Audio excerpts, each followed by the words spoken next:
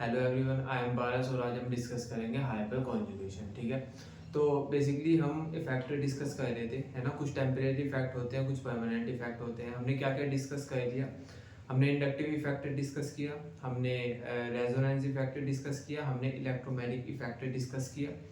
आज बाकी बचा हुआ है हमारे पास हाइपर कॉन्जुगेशन, आज उसको डिस्कस करेंगे।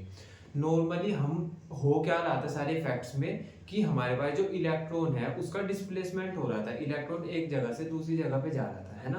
तो अब हाइपर कॉन्जुगेशन में भी इलेक्ट्रॉन का डीलोकलाइजेशन होगा या इलेक्ट्रॉन का डिस्प्लेसमेंट होगा, इलेक्ट्रॉन एक जगह से दूसरी जगह पे जाएगा, है ना। तो जितने भी इफेक्ट्स हैं उनमें सभी इफेक्ट्स में इलेक्ट्रॉन का डिस्प्लेसमेंट हो रहा था, है ना। अब जब हम इंडक्टिव इफेक्ट की बात कर रहे थे तो वहां पे सिग्मा इलेक्ट्रॉन्स का डिस्प्लेसमेंट हो रहा था। जब हम रेजोनेंस इफेक्ट की बात कर रहे थे तो वहां पे पाई बॉन्ड का डिस्प्लेसमेंट होता, मतलब पाई बॉन्ड इलेक्ट्रॉन्स का या पाई इलेक्ट्रॉन्स का डिस्प्लेसमेंट हो रहा था। पाई इलेक्ट्रॉन एक जगह से दूसरी जगह पे जा रहे थे। जब हम इलेक्ट्रोमैग्नेटिक इफेक्ट की बात कर रहे थे तो इलेक्ट्रोमैग्नेटिक इफेक्ट में भी पाई इलेक्ट्रॉन्स का ही मूवमेंट हो रहा था, पाई इलेक्ट्रॉन्स का ही डिस्प्लेसमेंट हो रहा था। लेकिन अब हम बात करेंगे हाइपर कॉन्जुगेशन की। तो हाइपर कॉन्जुगेशन में भी इलेक्ट्रॉन का डिस्प्लेसमेंट होता है, लेकिन वो सिग्मा इलेक्ट्रॉन का डिस्प्लेसमेंट होता है। तो आपको ये 4 पॉइंट्स याद रखने हैं कि इंडक्टिव इफेक्ट में सिग्मा इलेक्ट्रॉन का डिस्प्लेसमेंट, रेजोनेंस इफेक्ट में पाई इलेक्ट्रॉन का डिस्प्लेसमेंट, है ना, और इलेक्ट्रोमैग्नेटिक इफेक्ट में भी पाई इलेक्ट्रॉन का डिस्प्लेसमेंट, और हाइपर कॉन्जुगेशन में सिग्मा इलेक्ट्रॉन का डिस्प्लेसमेंट।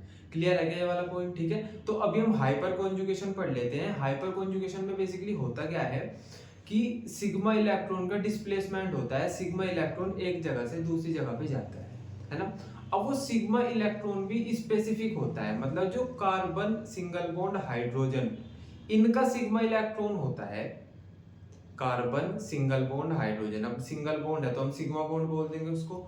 तो जो कार्बन सिंगल बॉन्ड हाइड्रोजन के का इलेक्ट्रॉन है उसको हम सिग्मा इलेक्ट्रॉन बोल रहे हैं, उसका डिस्प्लेसमेंट होगा। अब आप बोलोगे कि भैया जैसा हमारे पास कोई मॉलिक्यूल है और आप बोल रहे हो कि कार्बन सिंगल बॉन्ड हाइड्रोजन, इनके बीच जो सिग्मा इलेक्ट्रॉन है उसका डिस्प्लेसमेंट हो रहा है, तो ऐसे तो हमारे पास बहुत सारे हो सकते हैं एक ही मॉलिक्यूल में। कार्बन सिंगल बॉन्ड हाइड्रोजन तो बहुत सारे हो सकते हैं। अब हमको पता कैसे चलेगा कि किसका हम डिस्प्लेसमेंट कराएं? तो याद रखना कि जब भी हम हाइपर कॉन्जुगेशन पढ़ते हैं तो इसमें हमारे पास मॉलिक्यूल के अंदर एक सिस्टम होता है। सिस्टम में क्या क्या हो सकता है? कार्बोकैटायन हो सकता है, मतलब कार्बन के ऊपर पॉजिटिव हो, उसको हम सिस्टम मान लेंगे। या कार्बन एक फ्री रेडिकल हो सकता है, मतलब कार्बन के ऊपर एक अनपेयर्ड इलेक्ट्रॉन है, उसको हम सिस्टम मान लेंगे। या फिर हमारे पास एल्कीन और एल्काइन हो सकते हैं। एल्कीन और एल्काइन मींस कि डबल बॉन्ड, मतलब कार्बन कार्बन डबल बॉन्ड से जुड़ा हो या कार्बन कार्बन ट्रिपल बॉन्ड से जुड़ा हो। तो हम ऐसा बोल रहे हैं कि हाइपर कॉन्जुगेशन में हम सिस्टम देखते हैं। सिस्टम क्या हो सकता है? किसी भी ऑर्गेनिक कंपाउंड में अगर कार्बन के ऊपर पॉजिटिव चार्ज है तो हम उसको कार्बोकैटायन बोल देंगे, और कार्बन के ऊपर पॉजिटिव चार्ज होगा तो हम उसको सिस्टम मान लेंगे। अगर कार्बन के ऊपर हमारे पास एक फ्री रेडिकल है, मतलब कार्बन के ऊपर एक अनपेयर्ड इलेक्ट्रॉन है, उसको हम सिस्टम मान लेंगे। या कार्बन कार्बन के बीच में डबल बॉन्ड या ट्रिपल बॉन्ड हो, उसको हम सिस्टम मान लेंगे। तो बेसिकली आपको इतना समझना है कि जो हमारे पास हाइपर कॉन्जुगेशन होती है उसमें जो मॉलिक्यूल्स होते हैं उसमें एक सिस्टम होता है। सिस्टम मतलब कैसे पहचानेंगे? तो कार्बन के ऊपर पॉजिटिव चार्ज होगा, या कार्बन के ऊपर फ्री रेडिकल होगा, या कार्बन कार्बन के बीच में डबल या ट्रिपल बॉन्ड होगा। अब जो ये सिस्टम है इससे जो डायरेक्टली अटैच कार्बन है उससे जुड़ा हुआ जो हाइड्रोजन है, मतलब जो इससे डायरेक्टली अटैच कार्बन है, सिस्टम से डायरेक्टली अटैच जो कार्बन है, और उस कार्बन ने जो हाइड्रोजन के साथ बॉन्ड का फॉर्मेशन किया हुआ है, उनके बीच जो सिग्मा इलेक्ट्रॉन है उसका डिस्प्लेसमेंट होगा। समझे क्या ये वाला पॉइंट? अभी इसको ऐसे समझो, मैं ये बोल रहा हूँ कि जैसा हमारे पास एक ये एग्जांपल है,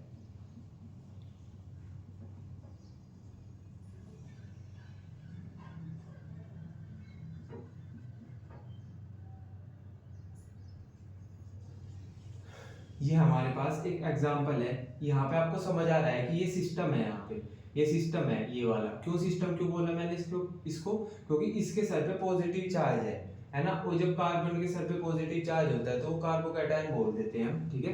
तो हम अभी एग्जांपल देख रहे हैं कार्बोकैटायन का, कार्बोकैटायन का। मतलब हमारे पास हम कार्बोकैटायन का एग्जांपल देख रहे हैं कि इसमें कार्बोकैटायन में हाइपर कॉन्जुगेशन कैसे होता है। ठीक है, तो हमने सबसे पहले देखा कि भाई हमारे पास हाइपर कॉन्जुगेशन में क्या होगा कि जो कार्बन और हाइड्रोजन के बीच सिंगल बॉन्ड है, इनके जो सिग्मा इलेक्ट्रॉन है उनका डिस्प्लेसमेंट होगा। ठीक है, और कार्बन हाइड्रोजन हमको कौन सा लेना है, ऐसे तो कार्बन और हाइड्रोजन ये भी है, तो इनके बीच जो सिंगल बॉन्ड है इसमें सिग्मा इलेक्ट्रॉन होंगे, इनका डिस्प्लेसमेंट करा देंगे हम? नहीं, हमको वो वाला कार्बन और हाइड्रोजन लेना है जो सिस्टम से डायरेक्टली अटैच हो, है ना। तो ये सिस्टम है, इससे ये कार्बन डायरेक्टली अटैच है। अब इसके साथ जो हाइड्रोजन है इसका हमको सिग्मा इलेक्ट्रॉन का डिस्प्लेसमेंट कराना है। ठीक है, तो कैसे होगा वो ऐसे होगा कि हम क्या करेंगे, ये जो कार्बन है और ये जो हाइड्रोजन है इनके बीच जो सिंगल बॉन्ड है उसको हम ब्रेक कर देंगे, कुछ ऐसे ब्रेक कर देंगे। तो जब वो ऐसे ब्रेक होगा तो ये दोनों इलेक्ट्रॉन है हमारे पास, ये इस कार्बन को मिल जाएंगे। अब इलेक्ट्रॉन इसको मिल गई तो ये नेगेटिव हो जाएगा, और ये हाइड्रोजन को कुछ नहीं मिला तो ये पॉजिटिव हो जाएगा। तो हमको कुछ ऐसा देखने को मिलेगा कि हाइड्रोजन तो हो गया पॉजिटिव, है ना, और कार्बन हो गया नेगेटिव। इधर हाइड्रोजन अटैच है इससे, इधर हाइड्रोजन अटैच है, इधर कार्बन अटैच है इससे, कार्बोकैटायन, और ये कुछ हमको ऐसे मिल गया, है ना। जब हमने ये इस बॉन्ड का ब्रेक डाउन कराया तो हमको कुछ ऐसा मिल गया। अब हुआ क्या, यहाँ पे नेगेटिव है इस कार्बन पे और इस कार्बन पे पॉजिटिव है, तो ये क्या करेंगे, मिलकर डबल बॉन्ड का फॉर्मेशन कर लेंगे। तो ये क्या करेंगे, ये मिलकर डबल बॉन्ड का फॉर्मेशन कर लेंगे। ठीक है, तो हमारे पास ये था, इससे ये बन जाएगा। ठीक है, क्लियर है क्या ये वाला पॉइंट? ठीक है, तो ये हमारे पास हाइपर कॉन्जुगेशन हो गया और इसको हम बोल देंगे हाइपर कॉन्जुगेशन स्ट्रक्चर। क्लियर है क्या ये वाला पॉइंट? ठीक है, अब सिंपल मैंने ना ये बोला था कि जो कार्बन और हाइड्रोजन के बीच सिग्मा इलेक्ट्रॉन है उनका डिस्प्लेसमेंट होगा। कार्बन और हाइड्रोजन के बीच जो सिग्मा इलेक्ट्रॉन है उनका डिस्प्लेसमेंट करके दिखा दिया। अब ये वाला भी तो कार्बन और हाइड्रोजन है भाई, ये वाला भी तो कार्बन और हाइड्रोजन है, तो एक बार इसका डिस्प्लेसमेंट कर दे। तो इस बार क्या करेंगे हम, इस बार हम ये वाला बॉन्ड नहीं तोड़ेंगे, इस बार हम ये वाला बॉन्ड तोड़ेंगे। अब जब ये वाला बॉन्ड टूटेगा, है ना, तो जैसे ये H पॉजिटिव अलग हो गया था वैसे ये H पॉजिटिव अलग हो जाएगा। भाई सेम ही तो है, बस जो अभी तक जो भी हुआ वो इस हाइड्रोजन की वजह से हुआ, है ना, वही सेम हम इस हाइड्रोजन की वजह से कर देंगे। तो हमको कैसा मिलेगा, हमको इस बार स्ट्रक्चर ऐसा मिलेगा, hydrogen carbon double bond carbon hydrogen, इधर भी हाइड्रोजन, इधर भी हाइड्रोजन। इस बार ये जो हाइड्रोजन है ये हमको कुछ ये मिला, है ना। तो इस बार जो पहले वाला स्ट्रक्चर था उसमें ये वाला हाइड्रोजन हवा में था, है ना। जो सेकंड वाला स्ट्रक्चर है उसमें ये वाला हाइड्रोजन हवा में है। ठीक है, अब एक और सेम तरीके का हाइड्रोजन है, तो जो थर्ड स्ट्रक्चर बनाएंगे उसमें हम ये वाला हाइड्रोजन हवा में दिखा देंगे, है ना। वो कुछ ऐसे बनेगा हमारे पास, जैसे carbon double bond carbon hydrogen hydrogen hydrogen और ये। क्लियर है क्या इतना? तो हमारे पास ये जो हमारे पास कार्बोकैटायन था इसके 3 हमको हाइपर कॉन्जुगेटिव स्ट्रक्चर मिल गए, है ना। तो 3 हमको हाइपर कॉन्जुगेटिव स्ट्रक्चर मिल गए इसके, ये क्लियर है क्या इतना, है ना। ठीक है, अब ना एक छोटा सा पॉइंट और ये समझ लो कि जैसा हमारे पास ये कार्बन है और इस कार्बन से नेक्स्ट वाला कार्बन ये है, तो इससे जो जुड़े हुए अटैच हाइड्रोजन होते हैं ना उनको हम अल्फा हाइड्रोजन बोलते हैं, है ना। तो अगर मैं आपसे ये क्वेश्चन करूं कि मेरे को ये बता दो कि इस कार्बन के पास कितने अल्फा हाइड्रोजन है, तो आप कितने बताओगे? आप बताओगे कि भैया इस कार्बन के पास 1 2 3 अल्फा हाइड्रोजन है, तो यहाँ पे 3 अल्फा हाइड्रोजन है। ये पॉइंट आपको क्लियर हो गया क्या? अल्फा हाइड्रोजन क्या होता है कि हमारे पास जो सिस्टम है उससे जस्ट अटैच जो कार्बन है उस पे कितने हाइड्रोजन है, उनको हम अल्फा हाइड्रोजन बोल देते हैं। क्लियर हो गया क्या ये वाला पॉइंट? ठीक है, तो अभी एक बार ये डिस्कस कर लेते हैं। हमने अभी कार्बोकैटायन का एग्जांपल देखा, अभी हम फ्री रेडिकल का भी देखेंगे और डबल और ट्रिपल बॉन्ड का भी देखेंगे। तो एक बार हमने पॉइंट्स क्या लिखे हुए हैं वो देख लो। बेसिकली हाइपर कॉन्जुगेशन होता क्या है, तो बोलते हैं कि हाइपर कॉन्जुगेशन में डीलोकलाइजेशन होता है सिग्मा इलेक्ट्रॉन्स का, मतलब सिग्मा इलेक्ट्रॉन एक जगह से दूसरी जगह पे जाते हैं। अब वो जो सिग्मा इलेक्ट्रॉन होते हैं वो कार्बन सिंगल बॉन्ड हाइड्रोजन के होते हैं, मतलब कार्बन सिंगल बॉन्ड हाइड्रोजन के जो सिग्मा इलेक्ट्रॉन है उनका डिस्प्लेसमेंट होगा। क्लियर है ये वाला पॉइंट, ठीक है। अब कार्बन और हाइड्रोजन है वो भी हमारे पास एक मॉलिक्यूल में बहुत सारे होते हैं, तो हमको कौन से कार्बन सिंगल बॉन्ड हाइड्रोजन का के सिग्मा इलेक्ट्रॉन का डिस्प्लेसमेंट कराना है, तो हमको उन वाले कार्बन सिंगल बॉन्ड हाइड्रोजन के सिग्मा इलेक्ट्रॉन का डिस्प्लेसमेंट कराना है जो कि सिस्टम से डायरेक्टली अटैच होंगे, है ना, जो कि डायरेक्टली अटैच होंगे हमारे पास सिस्टम से। अब वो सिस्टम कौन कौन से हो सकते हैं, वो सिस्टम हो सकते हैं हमारे पास कोई एल्कीन मतलब डबल बॉन्ड, भाई कार्बन कार्बन के बीच डबल बॉन्ड है तो वो सिस्टम हो जाएगा। एल्काइन कार्बन कार्बन के बीच ट्रिपल बॉन्ड है तो वो भी सिस्टम हो जाएगा। कार्बोकैटायन मतलब कार्बन के ऊपर पॉजिटिव चार्ज है तो वो भी सिस्टम हो जाएगा, ये जिसका हमने ये वाला एग्जांपल देख लिया है ना। एक होता है फ्री रेडिकल कि हमारे पास कार्बन के ऊपर एक अनपेयर्ड इलेक्ट्रॉन है, वो भी हमारे पास सिस्टम हो जाएगा। क्लियर है क्या ये वाला पॉइंट, ठीक है। तो बेसिकली आपको सिर्फ इतना याद रखना है कि जो हाइपर कॉन्जुगेशन है उसमें सिग्मा इलेक्ट्रॉन का डिस्प्लेसमेंट होता है। सिग्मा इलेक्ट्रॉन भी किसका, कार्बन सिंगल बॉन्ड हाइड्रोजन का। कौन से कार्बन सिंगल बॉन्ड हाइड्रोजन का सिग्मा इलेक्ट्रॉन का डिस्प्लेसमेंट कराना है, उस वाले कार्बन सिंगल बॉन्ड हाइड्रोजन के सिग्मा इलेक्ट्रॉन का डिस्प्लेसमेंट कराना है जो कि सिस्टम से डायरेक्टली अटैच होगा। क्लियर है ये वाला पॉइंट, ठीक है। तो अभी हमने जो एग्जांपल देखा वो कार्बोकैटायन का अभी कार्बोकैटायन का डिस्कस किया, अभी एक बार इसका फ्री रेडिकल का देख लेते हैं, है ना। तो जब हम फ्री रेडिकल का एग्जांपल देखेंगे वो कुछ ऐसा होगा।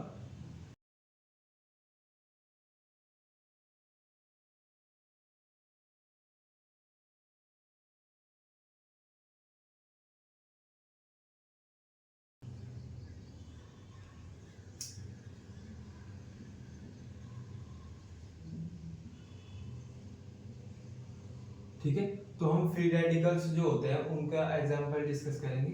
तो हमारे पास कुछ ऐसा एक ऑर्गेनिक कंपाउंड है,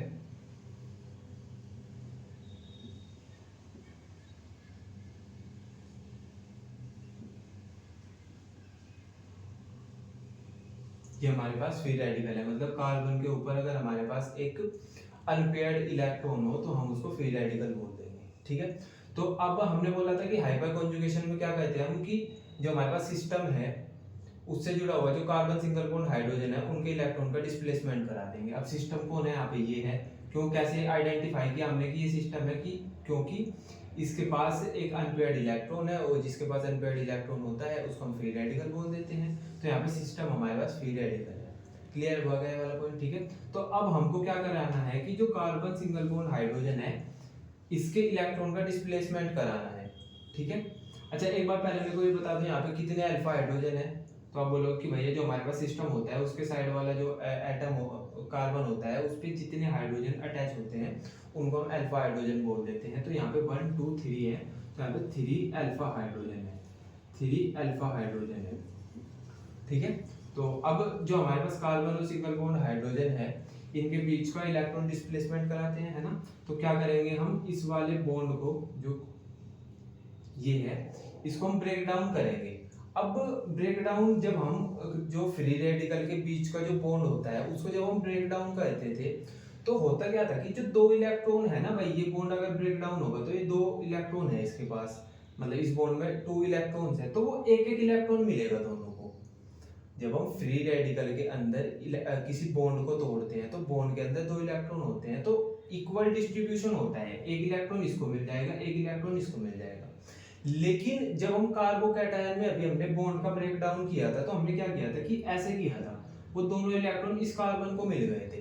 तो जब हम कार्बोकैटायन के अंदर इलेक्ट्रॉन का ब्रेक डाउन करते हैं तो पॉजिटिव चार्ज की वजह से दोनों इलेक्ट्रॉन एक ही कार्बन को मिलते हैं। लेकिन जब हम फ्री रेडिकल के अंदर इलेक्ट्रॉन का बॉन्ड का ब्रेक डाउन करते हैं तो होता क्या है कि होमोलिटिकली टूटता है हमारे पास जो बॉन्ड होता है। भाई ये बॉन्ड टूटेगा ये बॉन्ड टूटेगा तो दोनों को इक्वल इलेक्ट्रॉन मिलेंगे, मतलब एक इलेक्ट्रॉन इस हाइड्रोजन को मिलेगा एक इलेक्ट्रॉन इस कार्बन को मिलेगा। पहले क्या हुआ था, इस हाइड्रोजन को कुछ नहीं मिला था, इस कार्बन को दोनों इलेक्ट्रॉन मिल गए थे। क्योंकि इसको दोनों इलेक्ट्रॉन मिल गए है ना तो ये नेगेटिव हो गया था क्योंकि इलेक्ट्रॉन नेगेटिव होते हैं, है ना। और इसको कुछ नहीं मिला था, अब कुछ नहीं मिला तो ये बंदा पॉजिटिव है, भाई इसको कुछ नहीं मिला है ना तो ये पॉजिटिव हो गए थे। लेकिन अब की बार क्या होगा, हम होमोलिटिकली तो ब्रेक डाउन कराएंगे बॉन्ड का। क्यों, क्योंकि हमारे पास फ्री रेडिकल था और फ्री रेडिकल में जब बॉन्ड का ब्रेक डाउन होता है तो इक्वल डिस्ट्रीब्यूशन होता है इलेक्ट्रॉन। तो तो जब हम इस बॉन्ड को तोड़ेंगे तो एक इलेक्ट्रॉन तो इस हाइड्रोजन को मिल जाएगा और एक इलेक्ट्रॉन हमारे पास इस कार्बन को मिल जाएगा। तो देख लेते हैं तोड़ के। तो जब हम इसका ब्रेक डाउन करेंगे तो हमको कुछ ऐसा मिलेगा, एक इलेक्ट्रॉन तो इस हाइड्रोजन को मिल गया और एक इलेक्ट्रॉन इस कार्बन को मिल गया, ठीक है। ये हाइड्रोजन हो गया, ये हमारे पास पहले से जो फ्री रेडिकल था, ठीक है भाई। ये वाला बॉन्ड हमने तोड़ा है ना, ब्रेक डाउन किया इसका, एक इलेक्ट्रॉन इसको मिल गया, एक इलेक्ट्रॉन इसको मिल गया, ये हमने कुछ ऐसे दिखा दिया। अब होगा क्या कि इसके पास भी एक सिंगल इलेक्ट्रॉन है, इसके पास भी एक सिंगल अनपेयर्ड इलेक्ट्रॉन है। तो ये क्या करेंगे, बॉन्ड का फॉर्मेशन कर लेंगे और हम इनको हटा के यहाँ पे बॉन्ड का फॉर्मेशन दिखा देंगे। क्लियर है क्या वाला पॉइंट, ठीक है ना, क्लियर है, ठीक है। तो ये हमारे पास इसका हाइपर कॉन्जुगेटिव स्ट्रक्चर मिल गया, ठीक है। तो अब हुआ था क्या कि हमने ये वाला बॉन्ड ब्रेक डाउन कराया था, क्योंकि भाई हमको जो कार्बन सिंगल बॉन्ड हाइड्रोजन है इनके बीच के इलेक्ट्रॉन का डिस्प्लेसमेंट कराना था। तो एक तो कार्बन सिंगल बॉन्ड हाइड्रोजन ये है, एक ये वाला भी तो है और एक ये वाला भी है, ठीक है। तो अब ये वाला देख लेते हैं कि इसमें कैसे होगा, इसमें भी सेम ही प्रोसेस होगी भाई। इस बार हम इन दोनों के बीच के बॉन्ड को तोड़ देंगे, एक इलेक्ट्रॉन ये इसको मिल जाएगा, एक इलेक्ट्रॉन इसको मिल जाएगा। तो कैसा दिखेगा वो कुछ ऐसा दिखेगा कि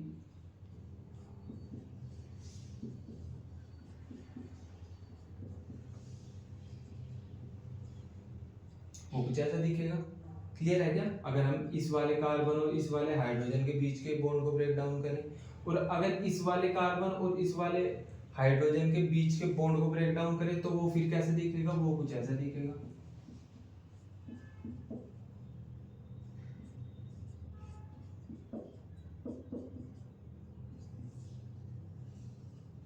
क्लियर है क्या। तो हमारे पास तीन ही कार्बन सिंगल बॉन्ड हाइड्रोजन थे, है ना, तीनों को हमने ब्रेक डाउन करके दिखा दिया, है ना। तो इसके भी हमारे पास 3 हाइपर कॉन्जुगेटिव स्ट्रक्चर मिलते हैं हमको, है ना, फ्री रेडिकल के भी, ठीक है। तो ये हमारे पास फ्री रेडिकल वाला एग्जांपल हो गया। क्लियर है क्या ये वाला पॉइंट, ठीक है। अब आपने पहले भी देखा होगा कि भाई हमारे पास एक हाइड्रोजन ना हवा में चला जाता है, भाई ये वाला हाइड्रोजन हवा में ही है, ये किसी से अटैच थोड़ा ही ना है, ये वाला भी हवा में ही है, ये वाला भी हवा में ही है। और अगर हम कार्बोकैटायन वाले एग्जांपल की बात करें तो उसमें H पॉजिटिव था जो, वो भी हवा में ही था। तो हमारे पास क्योंकि एक हाइड्रोजन हवा में चला जाता है, मतलब एक हाइड्रोजन जो कार्बन है उसके साथ कोई बॉन्ड नहीं होता है इसको, तो इसलिए हम इसको नो बॉन्ड रेजोनेंस भी बोल देते हैं, है ना। इसको हम ये भी बोल देते हैं नो बॉन्ड रेजोनेंस। क्लियर है क्या ये वाला पॉइंट, ठीक है ना। अब अगर मैं बात, हमने क्या क्या देख लिया, हमने कार्बोकैटायन का एग्जांपल देख लिया, फ्री रेडिकल का देख लिया, अभी एल्कीन और एल्काइन का भी देख लेते हैं एक एग्जांपल, ठीक है।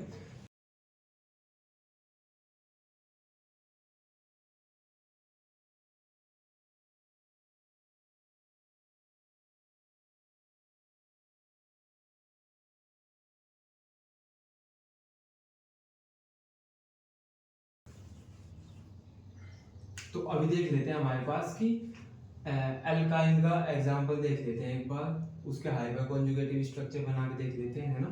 तो हमारे पास कुछ ऐसा कंपाउंड है,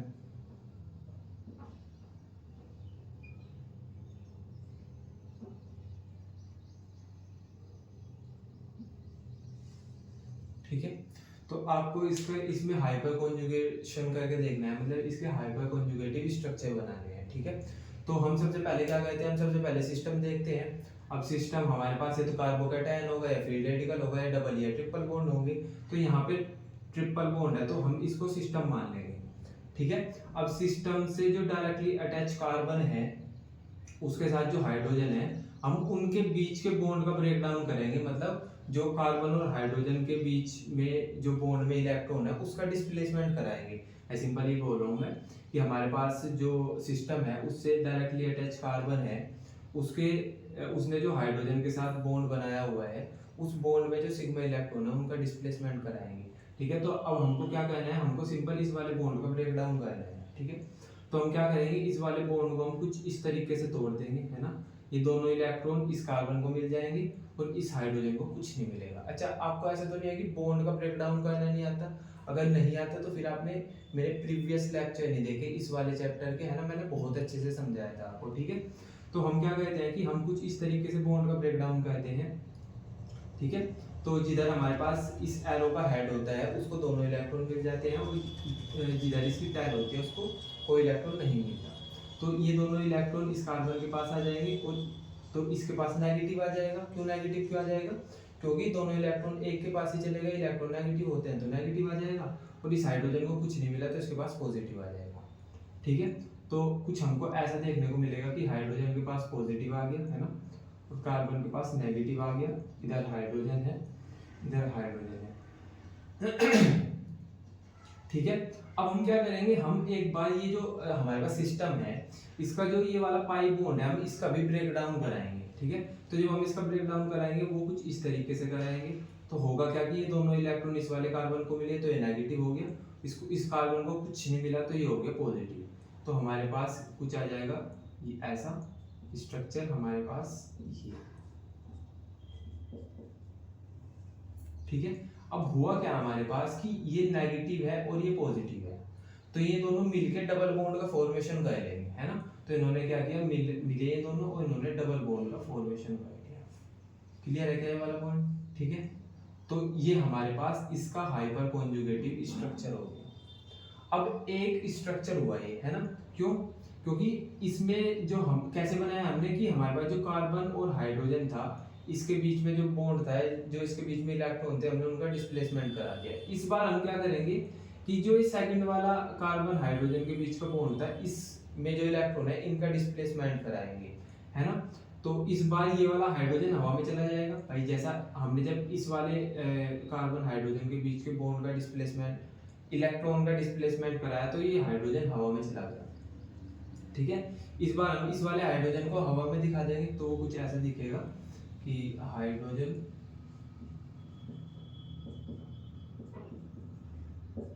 बाकी तो सब सेम ही होगा ना,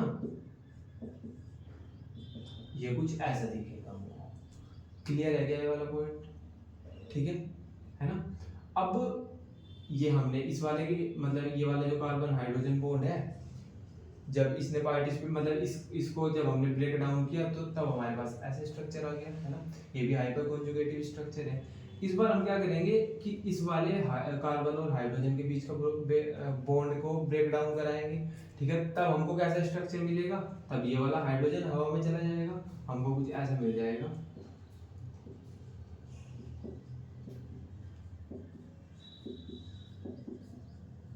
ये कुछ ऐसा मिल जाएगा।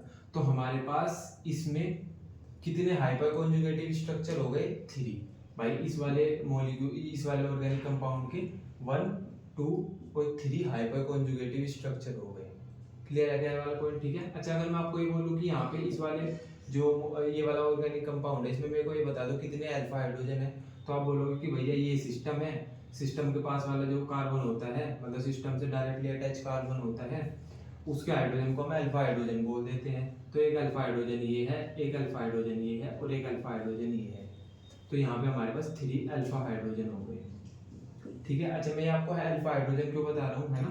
तो जब भी हम स्टेबिलिटी चेक करते हैं मतलब कि कौन सा ऑर्गेनिक मॉलिक्यूल या ऑर्गेनिक कंपाउंड ज़्यादा स्टेबल है अपनी लाइफ में, तो हम ये देखते हैं कि उसमें कितने अल्फा हाइड्रोजन है। जितने ज़्यादा अल्फा हाइड्रोजन होंगे उतना ज़्यादा वो जो ऑर्गेनिक कंपाउंड है वो स्टेबल होगा। मैं सिंपल ये बोल रहा हूँ कि जब भी हमको बहुत सारे ऑर्गेनिक कंपाउंड हो हमारे पास, हमको ये देखना हो कि इनमें से ज़्यादा अपनी लाइफ में कौन स्टेबल है। तो हम कैसे फाइंड आउट करेंगे, कैसे आइडेंटिफाई करेंगे? तो हम ये देखेंगे कि उन तीनों या चारों जितने भी हमारे पास ऑर्गेनिक कंपाउंड्स हैं उनमें से सबसे ज़्यादा अल्फा हाइड्रोजन किसके पास है। जिसके पास सबसे ज़्यादा अल्फा हाइड्रोजन होंगे वो सबसे ज़्यादा स्टेबल होगा, है ना। एग्जाम्पल देखना है किसका, एग्जाम्पल देख लेते हैं कि जैसा अगर हमने आपको याद हो हमने ये टॉपिक पढ़ा था stability of carbocation. Stability of carbocation में हमने कुछ ऐसा देखा था कि हमने कुछ ऐसा देखा था कि जैसे जैसे कार्बोकैटायन पे अल्काइल ग्रुप अटैच होते जाते हैं वैसे वैसे वो ज़्यादा स्टेबल होता जाता है। इसको ऐसे समझो, जैसे हमारे पास एक ही कार्बोकैटायन है, इस पे 3 अल्काइल ग्रुप है। एक कार्बोकैटायन ये है, इस पे हमारे पास 2 अल्काइल ग्रुप है, एक कार्बोकैटायन ये है, इसके पास हमारे एक ही अल्काइल ग्रुप है, ठीक है, और एक है हमारे पास ये जिसके पास अल्काइल ग्रुप है ही नहीं।